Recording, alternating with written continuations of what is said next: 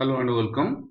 Now we are going to discuss about the second part of the chapter of social science of class 8th, that is history, third chapter ruling the countryside. In my previous video I explained part 1 of this chapter ruling the countryside. Now we are going to discuss about the second part of the chapter. The caption is, does color have a history? रंग का कोई इतिहास है क्या? तो इससे पहले मैं आप सब लोगों को निवेदन करूं कि मेरा जो YouTube चैनल है दुर्गाचरण नंद सोशल साइंस गुरु जी को आप सब्सक्राइब कीजिए और कमेंट कीजिए ताकि मैं नया नया वीडियो डालने के लिए प्रोत्साहित हूं।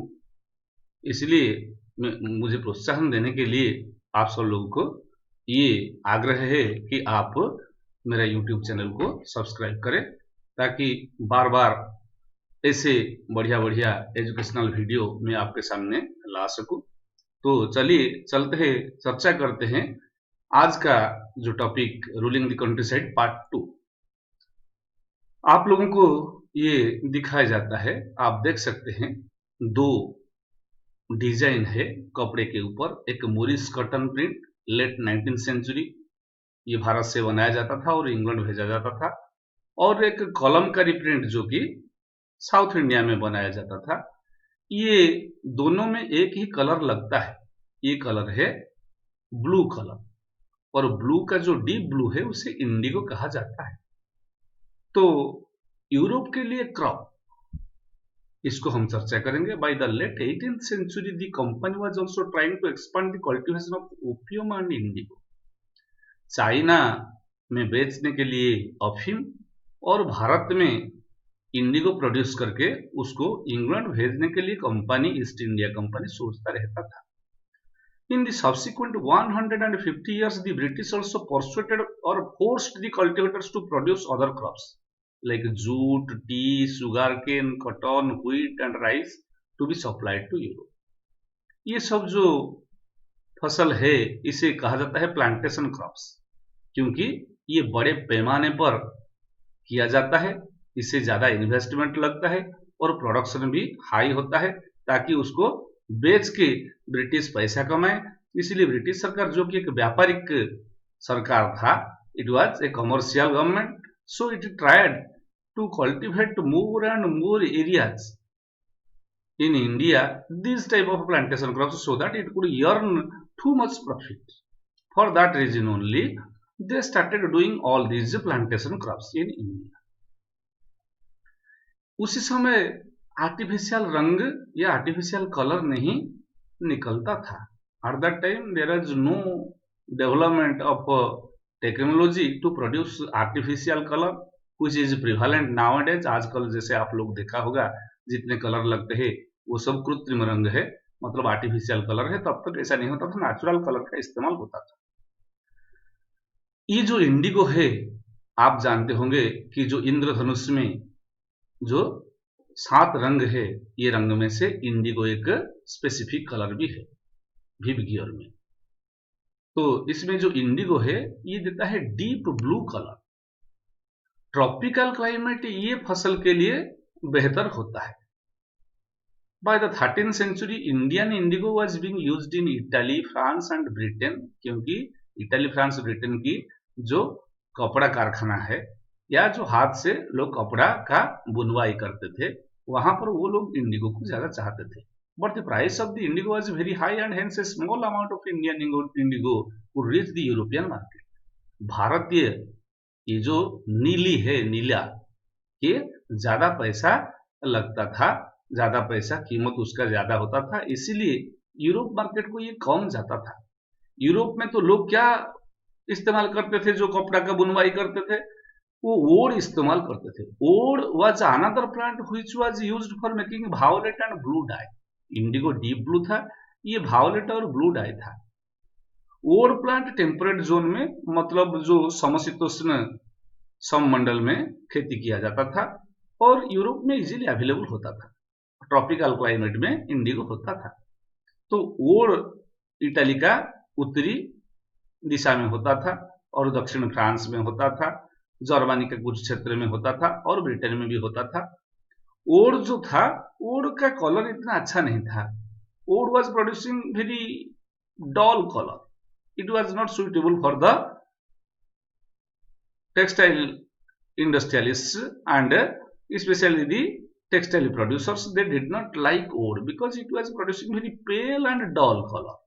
So इंडिगो का चाहत जो है ज्यादा था यूरोप की मार्केट में। While indigo produced a rich blue color, wood produced pale and dull blue.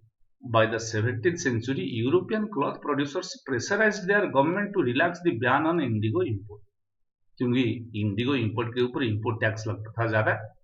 इसीलिए जो जो क्लॉथ प्रोड्यूसर थे, कपड़ा का उत्पादक थे, वो अपने अपने सरकार को निवेदन किया था कि आप इंडिगो के ऊपर जो इंपोर्ट टैक्स या आयात कर लगाते हैं उसे छूट दे दीजिए या उसे छोड़ दीजिए, उसको टैक्स फ्री कर दीजिए। Indigo cultivation was started by the French in Saint Dominic in Caribbean island, Portuguese in Brazil, the British in Jamaica and the Spanish in Venezuela। ये सब जो देश है जैसा कि फ्रांस है और ब्राजील, पुर्तगाल है, ब्रिटेन है, स्पेन है, ये सब उपनिवेशवादी देश थे। ये अपने अपने उपनिवेश में ये इंडिगो प्लांटेशन करना शुरुआत किया और लार्ज स्केल में नॉर्दर्न अमेरिका, मतलब आज का जो संयुक्त राज्य अमेरिका, वहां भी ये खेती होने लगा। By the end of the 18th century, industrialisation began in Britain and cotton production expanded manifold. जब 18वीं सदी का अंत तक यूरोप में औद्योगिक क्रांति का शुरुआत हुआ। औद्योगिक क्रांति का मतलब क्या है ना, औद्योगिक क्रांति का ये मतलब है कि कारखानाओं में बिना मानविक श्रम में, मतलब मशीन के द्वारा बड़े पैमाने पर चीजों का उत्पादन को औद्योगिक क्रांति कहा जाता है। तो ये कॉटन टेक्सटाइल में उसका शुरुआत हुआ। इंग्लैंड के जो मैनचेस्टर, बोल्टन, प्रेस्टन, ये सब कॉटन इंडस्ट्रियलाइजिंग एरियाज हुए और बड़े बड़े शहरों का भी विकास हुआ। This created an enormous demand for the cloth dyes. जब बड़े पैमाने पर कपड़ा का बुनवाई और उत्पादन शुरू हुआ मशीन में, तो ज्यादा रंग का जरूरत हुआ। The existing supplies of indigo from West Indies and America collapsed due to various reasons। West Indies से और अमेरिका से कुछ कारण ये बड़े पैमाने पर इंडिगो नहीं आ पाए, इसीलिए ये भारतीय इंडिगो के ऊपर जो ज्यादा जरूरत महसूस होने लगा। The indigo production in the world fell by half between 1783 to 1789। तो वर्ल्ड में जो प्रोडक्शन है वो भी कम हो गया। इसका मतलब जब दुनिया भर के दूसरे देशों में इंडिगो का उत्पादन कम हुआ या यूरोपियन मार्केट को आया तो उसका कम हुआ, इंपोर्ट कम हुआ, तो यूरोप के जो क्लॉथ मर्चेंट्स थे, प्रोड्यूसर्स थे, इंडस्ट्रियलिस्ट थे, वो चाहने लगे कि भारतीय इंडिगो कैसे बाजार को आए। तो ब्रिटिश क्या किए, कुछ यूरोपियन लोग भारत को आए, कुछ ब्रिटिशर्स आए और कुछ ब्रिटिश कर्मचारी जो भारत में थे वो अपना अपना नौकरी छोड़ दिया, नौकरी से इस्तीफा दिया और इससे इंडिगो प्लांटेशन शुरुआत किया। बड़े पैमाने पर उन्होंने जमीन ले लिया और जमीन लेकर वहां पर एक जगह पर उन्होंने अपना निवास बनवाया और दूसरी जगह पर वो लोग इंडिगो का खेती किया और एक इंडिगो फैक्ट्री भी लगाया। वहां पर इंडिगो प्रोडक्शन करने लगे और जो इंडिगो प्रोडक्शन हुआ उसे बेचने लगे और अच्छा खासा मुनाफा कमाया। The company looked for ways to expand the area under indigo cultivation in India। Company चाहने लगा कि भारत में कैसे इंडिगो का उत्पादन ज्यादा हो। From the last decades of 18th century, indigo cultivation of Bengal rapidly expanded। 18वीं सदी का जो अंतिम दशक में बंगाल में ये इंडिगो कल्टीवेशन या जो नीली की खेती बढ़ने लगा। Only about 30% of indigo imported to Britain in 1788 was from India। मतलब 1788 में भारत का जो इंडिगो है वो यूरोप को 30% तक आयात होता था, लेकिन 1810 तक, मतलब 22 साल की अंतर में ये देखा गया कि 95% तक की इंडिगो भारत से जाने लगा वहां ब्रिटेन को और दूसरे यूरोपियन कंट्री को। Commercial agents and officials of the company began investing in indigo production to increase their profit. Company के ऑफिशियल है ये सब नौकरी से इस्तीफा, जैसे कि मैंने आप लोगों को बताया, many company officials even left their jobs to look after their indigo business. Many people from Scotland and England came to India and became planters. ये सब प्लांटर बन गए। प्लांटेशन का मतलब बड़े पैमाने पर कोई भी खेती करना, इसको प्लांटेशन फार्मिंग कहते हैं। टू ग्रैब दी अपॉर्चुनिटी, ये जो अपॉर्चुनिटी, ये जो सुयोग का सुविधा था उसे लेने के लिए the company and banks were giving loans for indigo cultivation at that time. तो बैंक भी लोन देने लगे और इंडिगो का एक दबदबा रहा, मतलब इंडिगो का क्रेज रहा, डिमांड रहा, तो इंडिगो कल्टीवेशन भारत में बड़े पैमाने पर होने लगा। ये इंडिगो कल्टीवेशन दो प्रकार का होता था। पहला चीज हम देखें, इसका नाम है नीज कल्टीवेशन। नीज कल्टीवेशन क्या है ना, in the system the planter produced indigo on those land which were under his direct control. The planter either bought the land or rented it from other zamindars. He directly employed labourers to produce indigo. नीज का मतलब खुद का। इसमें Indigo जो production होता है, क्या होता है कि प्लांटर कुछ जमीन खरीदा या कुछ जमीन रेंट में लिया भाड़ा देकर, वही जमीन पर उन्होंने अपना लोगों को लगाया और खेती करने लगा। इसको नीज कल्टीवेशन कहते हैं। लेकिन नीज कल्टीवेशन में कुछ समस्याएं थी। Some of the problems were they are associated with नीज cultivation. Indigo could only be cultivated on fertile lands. Indigo ऐसे वैसे जमीन में नहीं होगा, अच्छा जो उपजाऊ जमीन है वहां पर इंडिगो कल्टीवेशन हो सकता है। लो टाइप जमीन में ये नहीं हो पाएगा। But these areas are densely populated, जहां पर उपजाऊ जमीन है वहां पर लोग बड़े संख्या में रहते हैं, जनघनत्व तो ज्यादा है, and hence only small plots could be acquired. जहां पर लोग ज्यादा रहते हैं तो खेती की जमीन कम होता है, इसलिए वहां पर नीज कल्टीवेशन को बढ़ाने का समस्या हुआ। They attempted to lease in the land around the indigo factory. While doing so, they evicted the peasants from the area. Peasants eviction always created conflict and tension. जब जब क्या हुआ कि जहां जहां पर ये प्लांटर्स लोग अपना कारखाना लगाए, वहां पर इंडिगो जब खेती किया, उसी समय वो कुछ किसानों को वहां से बेघर किया, वहां से उनको भेज दिया। लेकिन उनको भेजना हर समय सुविधा नहीं था। पीजांट जो है उसका विरोध करते रहते थे। A large plantation required a large number of workers. Work at indigo plantation coincided with the time when peasants were busy with rice cultivation. Hence, mobilizing the labor for indigo cultivation was a difficult task. मतलब जो Indigo खेती करने के लिए planter सोचते थे, इसमें समस्या था ये कि जिस समय वो खेती होता था चावल का खेती, राइस कल्टीवेशन जो है, उसी समय इंडिगो का खेती करना था, मतलब ये खरीफ सीजन में होता था। इसीलिए ज्यादा जो लेबर है, जो मजदूर है, वो राइस कल्टीवेशन में बिजी रहते थे, इंडिगो कल्टीवेशन के लिए समय नहीं दे पाते थे। इसीलिए नीज कल्टीवेशन में बहुत प्रॉब्लम हुआ। इससे मुकरने के लिए, इससे उभरने के लिए रॉयती कल्टीवेशन का शुरुआत हुआ। Under the ryoti cultivation indigo cultivation was done by the ryots. Ryot मतलब जो भाड़े पर खेती करते हैं, मतलब दूसरे के ऑर्डर से खेती करते हैं। Under the Royalty system, indigo cultivation was done by the Royals. The planters made the Royals to sign a contract or सट्टा और an agreement. जो रैत खेती करेगा, इंडिगो खेती करेगा, वो जो प्लांटर के साथ एक एग्रीमेंट साइन करेगा, एक चुक्ति नामा में दस्तखत करेगा। और sometimes the royals were pressurised to sign the contract. कुछ समय अपना इच्छा ना होते हुए भी जो रैयत है उसे जबरदस्त किया जाता था। और कुछ जगह पर गांव के जो मुखिया है उसको भी बोला जाता था कि आप रैयत का सिग्नेचर लीजिए, क्योंकि इंडिगो प्लांटेशन करने वाले जो प्लांटर्स थे वो तो यूरोपियन थे, सरकार के साथ उनका अच्छा खासा संपर्क था, इसीलिए ये काम करने में वो लोग समर्थ हुए। After signing the contract, the ryot got cash advance from the planter. Planter उसको कुछ पैसा देता था। But after taking the loan, the Rohit was committed to grow indigo at least in 25% of his land holding. मतलब एक किसान का 10 एकड़ जमीन था, वो ले लिया पैसा प्लांटर से, लोन एडवांस लेने के बाद उसे अपना 10 एकड़ जमीन से कम 2.5 एकड़ जमीन पर इंडिगो खेती करना पड़ेगा उसको, ये तय था। Seeds and drills were provided by the planter. उसका जो बीज है और जो खुदाई करके लगाने के लिए, बीज बोने के लिए जो छोटा सा यंत्र है, उससे देता था प्लांटर, बाकी देख रेख करना ये सब काम था किसान का। दी कल्टिवेटर प्रिपेयर्ड दी सॉइल, जमीन को ठीक करता था, जो बीज है उसका बुवाई करता था, बुनवाई करता था, और उसका देख रेख करता था, और उसका हार्वेस्टिंग भी करता था।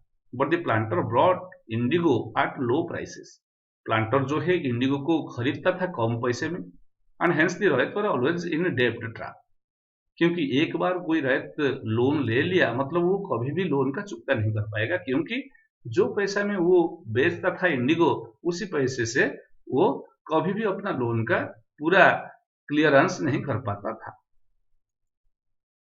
तो इसको देखते हुए thousands of rats in Bengal refused to grow indigo in March 1859। आप लोगों को मालूम है 1857 में एक बड़ा सा क्रांति आया था। इसका नाम है भारत का प्रथम स्वतंत्रता संग्राम, जैसा कि विनायक दामोदर सावरकर ने बोलते हैं। उसका 2 साल बाद 1859 में बंगाल में एक बड़ा सा इंडिगो रिवॉल्यूशन या रिबेलियन हुआ। The royals refuse to pay rent to the planters, planter को जो अपना रेंट या अपना जो कर्जा है, कर्जे का जो ब्याज या सूद है उसे देने के लिए मना करते थे। कौन ना, रैत लोग। They attacked indigo factories, indigo factory को उन्होंने अटैक किया। They used to be armed with swords and spears, वो लोग सब अपने अपने जो घरेलू था यंत्र, खेती का यंत्र था, जैसा कि सोड़ है, स्पीयर है, बो है, आरो है, उसे लेकर वो गए और अटैक किए किसी को ना, इंडिगो फैक्ट्री ओनर जो है उसको अटैक किया। महिला भी गए और जितने प्लांटर थे उनको सोशली बॉयकॉट किया गया। The gumasta were beaten up when they came to collect rent, जो प्लांटर का जो गुमास्ता था वो गुमास्ता को भी मारा गया किसानों के द्वारा। The gumastas were the agents of indigo planters. In many villages, headmen mobilized the indigo peasants against the lathiyars. हर इंडिगो फैक्ट्री में कुछ लाठियार थे, मतलब कुछ लोग लाठी पकड़कर, कुछ गुंडे लोग जो आकर किसान को डराते थे, धमकाते थे और उसे ब्याज और ऋण का पैसा जो है कलेक्शन करते थे। तो उनके खिलाफ लोग भी जाने लगे और गांव का जो मुखिया है वो भी गांव के लोगों को इकट्ठा किया जो जो इंडिगो खेती करते थे लाठियार के खिलाफ। The headman were angry because they had been forced to sign indigo contract, गांव का मुखिया जो है वो भी जोर जबरदस्त साइन किया था इंडिगो कॉन्ट्रैक्ट में, इसीलिए वो भी सुखी नहीं था। Some zamindars were angry with the increasing power of the planters and at being forced to give them land on long lease, कुछ जमींदार भी क्रोधित हुए थे क्योंकि उनसे प्लांटर जबरदस्त जमीन ले लिया था ब्रिटिश सरकार को इन्फ्लुएंस करके। So some zamindars also supported the villagers in their revolt against the indigo planters, तो जमींदार ने समर्थन किया, गांव का मुखिया समर्थन किया और खेती करने वाले जो किसान थे इंडिगो का जो खेती रहे थे खेती करने वाले वो भी सब असंतुष्ट थे। इसीलिए अंततः इन्होंने ये ब्लू रिबेलियन या ये जो इंडिगो बगावत ये शुरू कर दिया। After the revolt of 1857, the British government was worried about the possibility of another popular rebellion। 1857 में तो बड़ा सा विद्रोह था, इसके बाद 2 साल बाद फिर एक बड़ा सा विद्रोह का निपटारा करने के लिए ब्रिटिश सरकार राजी नहीं हुई, इसीलिए वो चाहे कि कैसे ही विद्रोह, कैसे ये बगावत बड़े पैमाने पर ना आए। When the news of Indigo revolt spread, the Lieutenant Governor toured the region in the winter of 1859। Bengal में जब ऐसा हुआ तो लेफ्टिनेंट गवर्नर जो है उस इंडिगो इलाका का दौरा किया। This was seen as a sign of sympathy by the royals, royals लोग समझे कि उनको सिंपैथी दिखाने के लिए आए हैं lieutenant governor. They began to believe that the British government would support them in their struggle. उन्होंने ब्रिटिश सरकार के खिलाफ वास्तव में कोई बगावत नहीं किया था, उन्होंने इंडिगो प्लांटर के खिलाफ बगावत किया था। कौन? इंडिगो जो रैयती कल्टीवेटर थे, रैयती कल्टीवेशन करते थे, इसीलिए वो लोग भी क्रोधित हो गए और उन्होंने ब्रिटिश सरकार का हिमायती बने, वो सोचे कि ब्रिटिश सरकार उनको समर्थन करेगा। जब ये रिबेलियन स्प्रेड हुआ तो जो बुद्धिजीवियां है कलकत्ता से, उन्होंने इंडिगो डिस्ट्रिक्ट को गया और प्रसिद्ध मशहूर जो नाटक लेखक दीनबंधु मित्रा ने एक दर्दनाक नाटक लिखा जिस नाटक का शिरोनामा है नील दर्पण। इसमें इंडिगो कल्टीवेटर जो है रैयती कल्टीवेशन करने वाले लोगों का जो दुख है, जो प्लाइट है, उसे बिल्कुल दर्शाया गया था और उसके द्वारा लोग भी प्रभावित हुए और इंडिगो कल्टीवेटर के जो समस्याएं हैं, रैत का समस्याएं हैं इंडिगो सिस्टम का, उन्होंने भी लिखने लगे। The government called the military to protect the planters, क्योंकि प्लांटर का जान के ऊपर खतरा था, इसीलिए गवर्नमेंट मिलिट्री को बुलाया वहां। The indigo commission was set up to enquire the system of indigo production, एक इंडिगो कमीशन को बनाया गया। ये कमीशन का काम था कि किस प्रकार ये कल्टीवेशन चल रहा है उसको देखो। The commission held the planters guilty, ये कमीशन बोला कि जो प्लांटर लोग है वो ही दोषी है। It asked the lawyers to fulfill their existing obligations and then they are free to cultivate whatever they wish.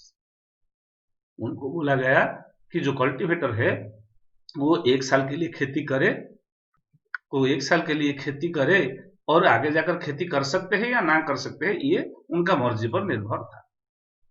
तो आप लोगों को ये दिखता होगा कि इंडिगो प्रोडक्शन जब होता है, लोगों ने अपने अपने शरीर को ये पानी के अंदर डुबा के, मतलब आधा डूब के, वही पानी में कम से कम 8-10 घंटे तक उसको बीटिंग करना पड़ता है। बीटिंग करने के बाद इंडिगो प्रोडक्शन होता है, क्योंकि इंडिगो जब खेती से काट कर लाया जाता है, पानी में डाला जाता है, उसके साथ चूना पानी भी मिलाया जाता है और एक बीटर भैट में उसको पीट पीट के 8-10 घंटा पीटने के बाद उसका कलर चेंज होता है और ये ब्लू कलर होता है। ब्लू कलर होने के बाद वो अवसादी सेल टाइप नीचे जम जाता है और उसको काट के पीस करके, जैसा कि साबुन का पीस होता है उसी प्रकार का पीस करके ये इंडिगो को पैकेजिंग किया जाता है और बाहर भेजा जाता है। तो जो रिवोल्ट हुआ, द इंडिगो प्रोडक्शन कोलैप्स्ड इन बंगाल, ये जो इंडिगो बगावत हुआ, नील बगावत या नील विद्रोह, ये जो है 1859 को हुआ और बंगाल में इसके बाद इंडिगो कल्टीवेशन नहीं हुआ। The planters now shifted their operation to Bihar, वहां से वो बिहार चले गए, बंगाल से बिहार चले गए planters. Discovery of synthetic dyes in late 19th century severely affected the business. जब सिंथेटिक डाई निकला, मतलब आर्टिफिशियल कलर निकला, ये नेचुरल इंडिगो का भाव थोड़ा कम हो गया। But the planters manage to expand production, planter लोग अपना डेवलपमेंट किया, प्रोडक्शन ज्यादा किया बिहार में, लेकिन बिहार में भी उसी प्रकार का शोषण का जो है 3 कठिया व्यवस्था उन्होंने कायम करके किसानों को शोषण करने लगे। जब महात्मा गांधी आए 1915 में भारत, उसके बाद उन्होंने गए थे इलाहाबाद और इलाहाबाद में उनको एक किसान मिले जिनका नाम था राजकुमार शुक्ला। ये राजकुमार शुक्ला उनको बुलाया और चंपारण लेकर गए 1917 में। चंपारण जब महात्मा गांधी गए तो नील किसानों का जो समस्या था बिहार में, उसका उन्होंने सुना, देखा और उसको विरोध किया और वहां पर उन्होंने भी सफलता हासिल किया। और चंपारण में ये जो ऑपरेसिव इंडिगो कल्टीवेशन या शोषणकारी जो इंडिगो कल्टीवेशन, उसका भी महात्मा गांधी का भागीदारी से सफलतापूर्वक उसको बंद किया गया। तो महात्मा गांधी तब से सफल हुए और उनका नेक्स्ट पब्लिक आंदोलन जो है अहमदाबाद कपड़ा मिल स्ट्राइक और खेड़ा का आंदोलन जो है, उस समय सफलता प्राप्त करने के बाद उन्होंने असहयोग आंदोलन का शुरुआत किया, जिसके बारे में हम आगे जाकर चर्चा करेंगे। तो इसी प्रकार नील की खेती जो है ये किसान के लिए बहुत दर्दनाक था, तो ब्रिटिश सरकार प्लांटर्स के द्वारा भी उसका शोषण करता रहा। ये नील का जो पौधा है आप लोगों को दिखता होगा, इससे नील या नेचुरल कलर निकलता है। तो प्लांटेशन का मतलब क्या है, एक की वर्ड है, a large farm operated by a planter employing various forms of post labour. Plantations are associated with the production of coffee, sugarcane, tobacco, tea and cotton. Plantation के द्वारा ये सब खेती होता है, रबड़ भी होता है। स्लेव मतलब a person who is owned by someone else is a slave. A slave has no freedom and is compelled to work for the master. Like a cattle, एक गाय बैल जैसा एक स्लेव मालिक का संपत्ति होता है। बीघा मतलब बीघा जमीन का एक मेजरमेंट है, वो रफली 1 एकड़ का 1/3 भाग है। तो इंडिगो कल्टीवेशन जहां होता था, ये लोगों ने कुछ गाना गाते थे, किस प्रकार लोगों को शोषण किया जाता था, लाठियाल जो है कैसे मारता था नील खेती करने वाले लोगों को, इसके बारे में ये गाना में वर्णन है, जो कि आपका सोर्स 2 है। ये इंडिगो कल्टीवेशन को लेकर एक इंटरव्यू जो है, वो कौन है इंटरव्यू किया था, कौन ना, WS Seton Karr, president of the indigo commission, वो लोगों का इंटरव्यू लिया था। और उन्होंने से जिसका इंटरव्यू लिया एक इंडिगो कल्टीवेशन चांदपुर का था। थाना हरदी का। ये 1860 में दिया था, 5 जून 1860 में इंटरव्यू लिया था। ये किसान का नाम था हज्जी मुल्ला। डब्ल्यू सेटनकर उसे प्रश्न पूछा, are you now willing to sow indigo and if not on what fresh terms would you be willing to do. अच्छा मिस्टर हज्जी मुल्ला, क्या आप खेती करना चाहते थे, इंडिगो खेती करना चाहते हैं? अगर नहीं चाहते हैं तो क्या क्या टर्म होने से आप खेती करेंगे?